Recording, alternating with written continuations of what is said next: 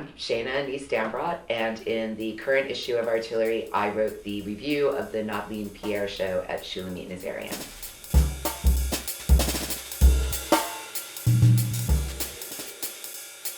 I always wanted to be a writer, and so there's always been a kind of literary quality to that. I try to be evocative in the language so that there's a kind of a match with the tone and the experience of reading it that kind of a little bit further takes you to the place that the art takes you to. I've had many people over the years say to me that when they read something I've written, that it's identical to their experience of speaking to me. And I take that truly as the high compliment, because that to me is like authenticity, which you can't fake. So it really is just like what I would say, but a little cleaner around the edges maybe. If I know I'm going to write about something, I don't usually go to the opening. I try to go when I'm going to be in the space by myself, whether that's before the opening or after, because you can't get a sense, when there's hundreds of people in there. If I'm at the opening and then I'm going to write about it later, I go back, So that's the main thing, is to carve out some time alone with the work. So the show that I wrote about for the current issue is this artist Naudline Pierre.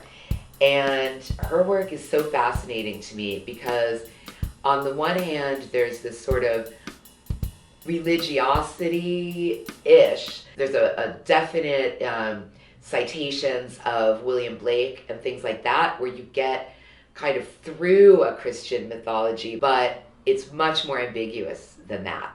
And a lot of them are, really large scale. So you get that like almost architectural thing with like a painted chapel, almost, it's hints, but it kind of all hangs together and to keep you in that kind of liminal realm of, spirit versus religion place. So arts journalism, there's so many reasons, and some of them are sort of obvious, right? It's like the discourse and, but I think because I was a student of art history, I really came to understand very early that you exist in history when you've been written about. And that is the simplest answer.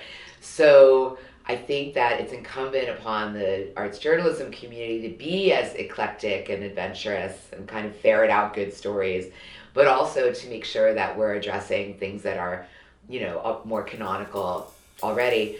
But that's because that's going to be the foundation of what creates the art history of later, of the time that we're living in now. I think of it that way.